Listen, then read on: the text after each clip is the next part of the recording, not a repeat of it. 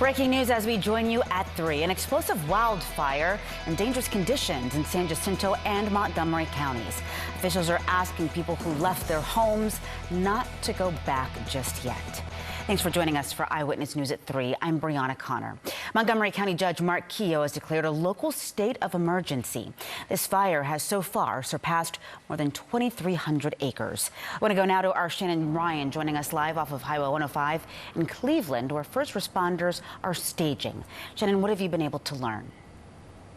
Hey there, Brianna. Well, we actually just spoke with the county judge, and he says there are anywhere between 130 to 140 first responders here on scene to help fight that fire. And they tell me they believe this is the most critical time since the blaze started. Now, between now and 7 o'clock this evening, there is a fire weather warning in effect. That's because there is low humidity coupled with high winds. Gusts are expected to reach up to 30 miles per hour.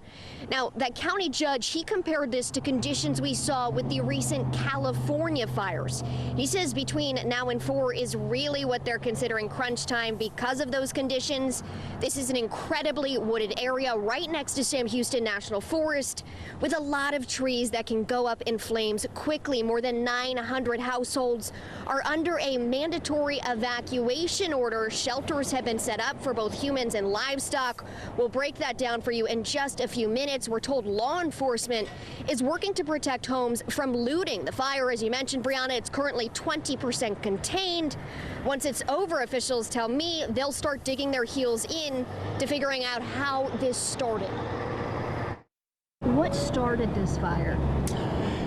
That's a good question, because we hear that was somebody burning some stuff that they shouldn't have been burning. We also hear that it was there's a controlled burn that was taking place. Okay, so just to be clear, at this point, you can't rule out that this may have been caused by a controlled burn in San Jacinto County. We can't rule that out, no.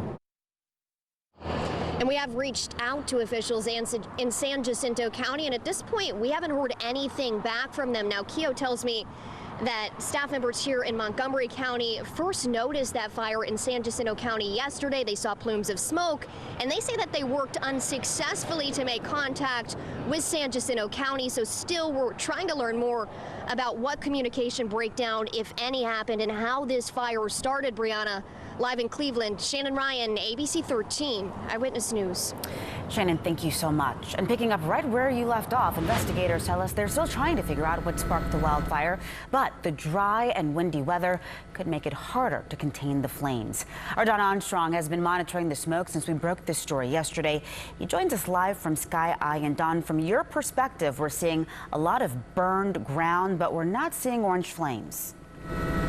Well, that's right. As a matter of fact, we got up here a little over an hour ago, and we had trouble actually navigating to the area because they couldn't see any smoke coming from the downtown Houston area out this way on the horizon. And as you can see, what I'm showing you right now is basically the area where it started, the northern part of this fire area through the Sam Houston Forest and up here in San Jacinto County. And as you can see, it kind of hopped, skipped, and jumped across many of the fire roads through this area out here, and we have lots of fire crews that we've seen here on the ground. We have not seen the helicopters, and we have not seen the actual tankers that we saw yesterday fighting this fire from the air. They are not out here now. It's mainly the ground crews, and they're not doing a whole lot. They're monitoring the area, making sure that there aren't any flare-ups through this burned area. But as you can see through the burn, there are still a lot of dry scrub brush, a lot of dry trees down here that could burn, and they don't want that to restart again. So they're keeping an eye on all of this, all of the 2,000 acres up here that has burned already, as we're showing you. There's a little spot fire right there. They're not rushing to it. Many times they put themselves out, or there is a road nearby that will cut the fire off. But we are monitoring it, and there's still a red flag warning in effect up here in San Jacinto County. Reporting live from Sky, Don Armstrong, ABC 13 Eyewitness News. Some good perspective there, Don. Thank you so much. Giving us a look at what could be a spot of good news. So now I want to bring in meteorologist Rachel Bryars, and he mentioned it. The conditions are still ripe for fires, and you see all that brush out there.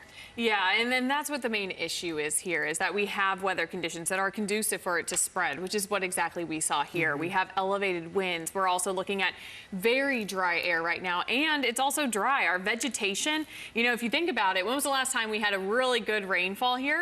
Yeah, not a good soaking rain in a while. No, you really have to think about it. I mean, yeah, haven't seen much in a while. So our vegetation is very dry. And when it is, these fires can just spread quickly. And like Don was just saying as well, we do have that red flag warning. It's also known as a fire weather warning as well. That will go in effect for all of Southeast Texas through 7 p.m. tonight. So make sure you're still taking those extra precautions no matter where you are.